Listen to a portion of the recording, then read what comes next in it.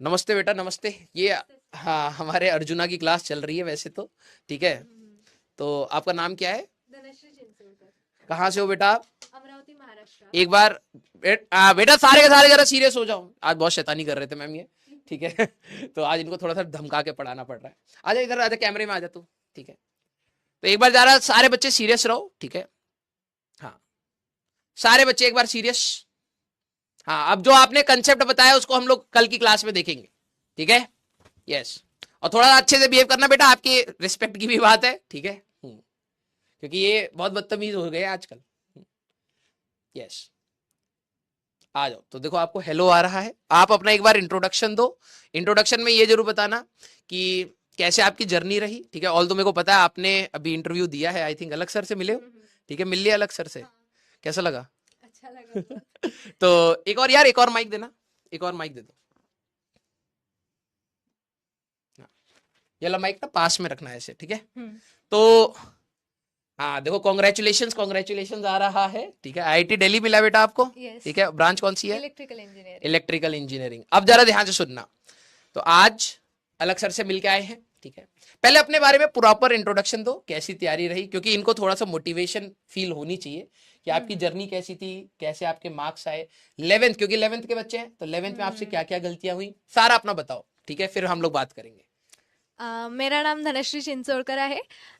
And starting में 11th में मैंने एक लोकल कोचिंग ज्वाइन की थी, बट एज यूजुअल वहाँ पर कुछ पढ़ाया नहीं जाता है। हम्म। बट फिर मैंने 11th में एंड में आते आते यूट्यूब से ही किया था फिजिक्स, अलग हम्म। सर के पुराने वीडियोस से। Hmm. And then maths and chemistry भी वहीं से किया था। हम्म। बट वो इतना प्रॉपरली नहीं हुआ था, तो मैंने हम्म। 12th में लक्ष्य जेई 1.0 ज्वाइन किया था। हम्म।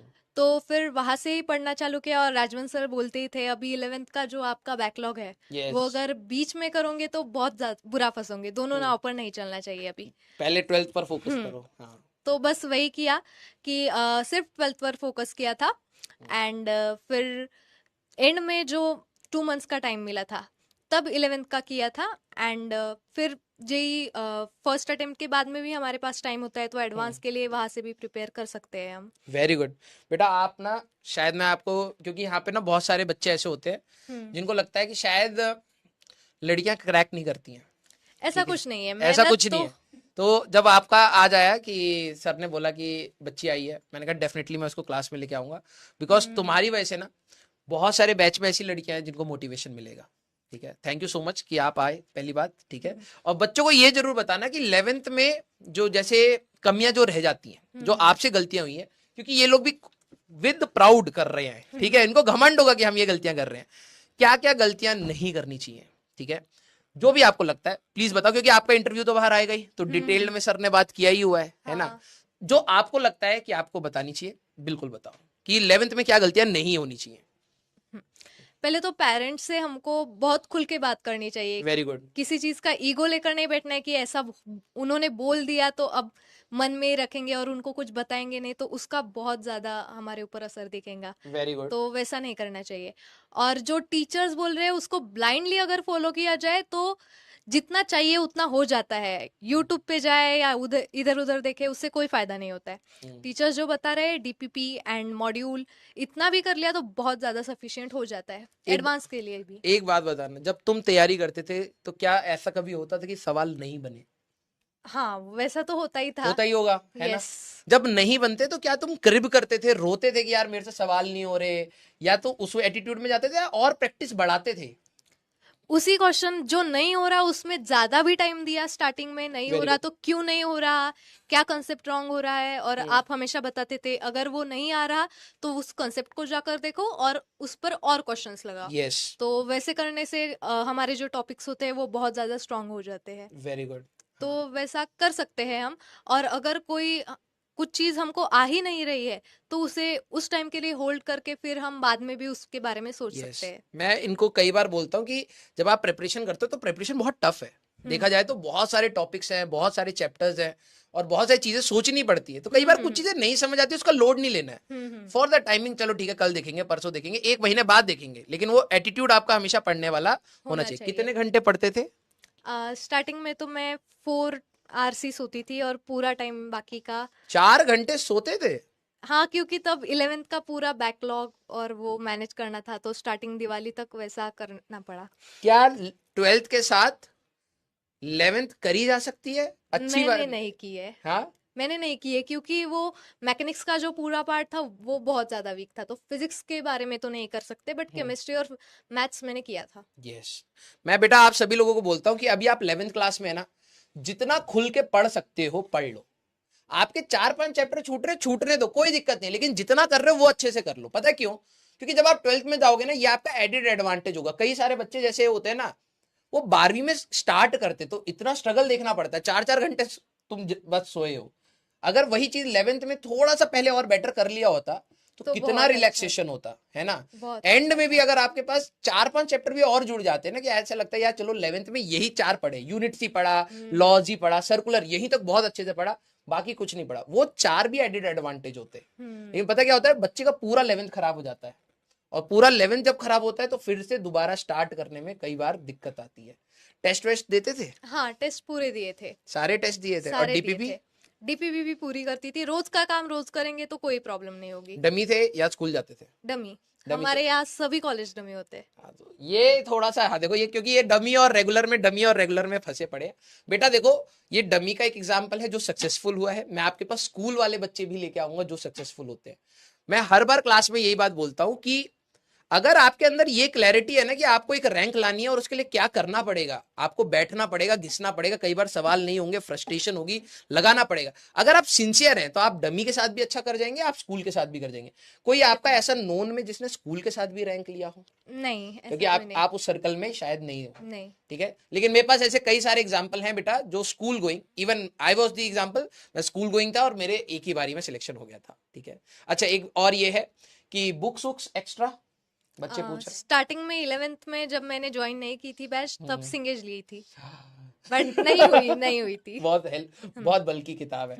मैं इनको बताता हूँ ना, पता है हम लोग जब बोलते हैं ना तो बच्चा को लगता है कि अच्छा ऐसा जबरदस्ती बोल रहे हैं, लेकिन रियलिटी है आप स्टार्टिंग में बहुत मोटिवेटेड होते हो तो आपको लगेगा भाई मैं करूंगा, क्योंकि फिर केमिस्ट्री भी अपना पीक पर आएगा, उसके में भी बहुत सारे सवाल प्रैक्टिस करने हैं, फिजिक्स भी पीक पर आएगा, मैथ्स भी पीक पर आएगा, तब टाइम ही नहीं मिलता इन सब चीजों। आपको लगता है भाई क्लास डीपीपी मॉड्यूल इतना ही कर लें बहुत हो जाता है। केमिस्ट्री के लिए की थी पर मैंने। हाँ, वो केमिस्ट्री में क्या है ना, थोड़ा जल्दी हो जाते हैं सवाल। हाँ, ठीक है, इसलिए। मैथ्स और फिजिक्स में तो बिल्कुल नहीं बन पाएगा। स्टार्टिंग में कुछ चैप्टर्स के लिए कर भी लेगा बच्चा, फिर वो छूटना ही छूटना है, और फिर वो बुक साइड में पड़ी रहती है। वही। और कौन सा सवाल पूछना है भाई? रैंक बता दो बेटा इनको। 5008 जनरल एंड ओबीसी एनसीएल 966। बताओ भाई, देखो अब ये आपने 12th के साथ रेगुलर करके ही निपटा लिया। हम्म। अब मैं आप सभी लोगों को कहूंगा भाई, take it as a very positive example कि स्कूल के साथ मतलब 11 12th के साथ भी की जा सकती है। और आपने अपने 11th मिस करी थी, ठीक है, और 12th एक साल के अंदर ही आपने रैंक निकाली है।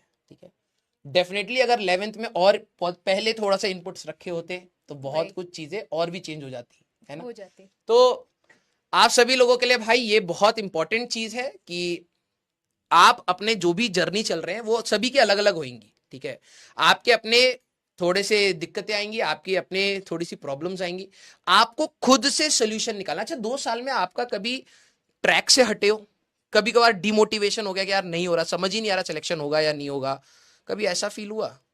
नहीं, मैंने होने ही नहीं दिया। करना है तो अभी करना है, ड्रॉप नहीं लेना है, बस ये अच्छा, सोचा था। ये पहले क्लैरिटी थी कि ड्रॉप में नहीं जाना है, नहीं सीधे जाना वन शॉट ही, Yes. जैसा भी हो जाए बस। ये बहुत सही है। और डिमोटिवेशन कभी नहीं हुआ? टेस्ट में मार्क्स कम आ रहे हैं या फिर कभी ऐसा लग रहा हो कि यार, क्योंकि उस समय पता नहीं होता ना कि सिलेक्शन होगा।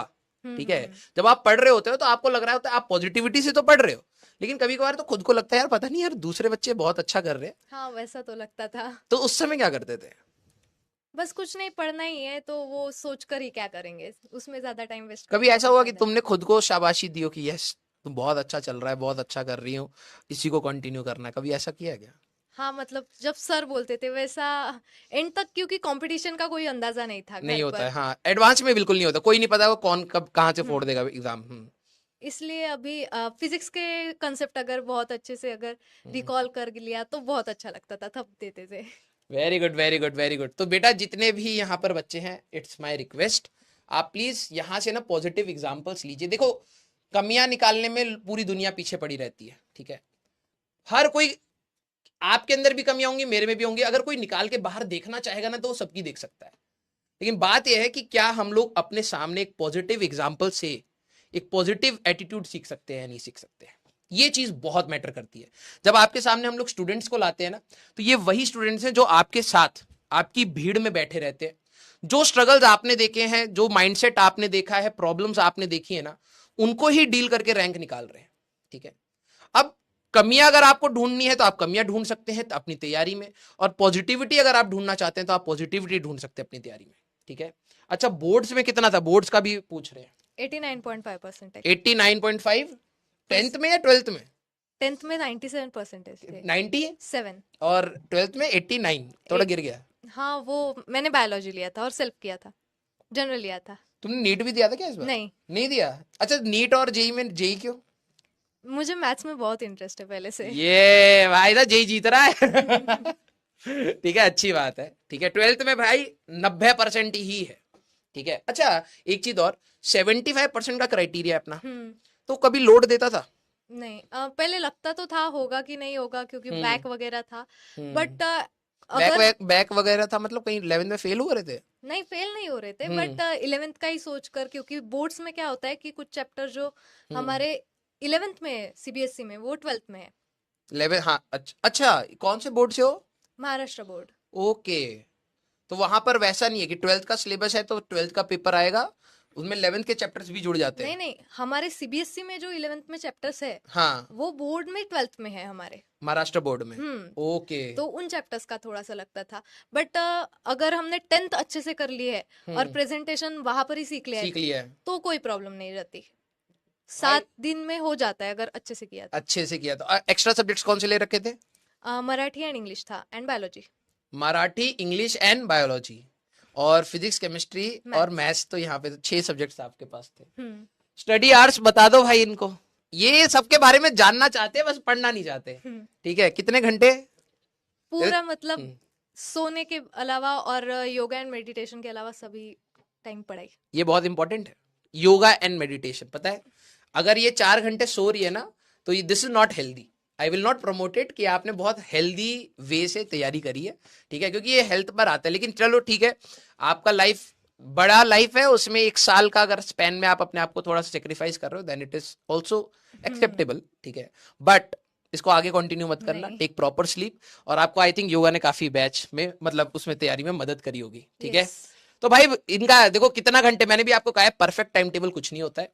अगर आप अपना टाइम वेस्ट नहीं कर रहे हो, ठीक है, अगर आप उठे हो, आपको पता है कि बेसिक नेसेसिटीज के जो आपने काम करे, घर के काम करे वो करे, बाकी आपने सारा अपना पढ़ाई पर लगा दिया, that is your best time table. ठीक है, इसमें कोई भी ऐसी चीज नहीं है कि भाई कि सुबह तुम कोई ऐसा फिक्स बना रखा था क्या तुमने? हाँ, मतलब 10 to 4 अभी इस टाइम में 6 घंटे सोने का था, और पहले तो 12 से 4 किया था स्टार्टिंग में, पर उससे बहुत ज्यादा हेडेक हो गया था। हेल्थ इशू भी आ गया था दिवाली के समय, दिवाली के दूसरे दिन ही।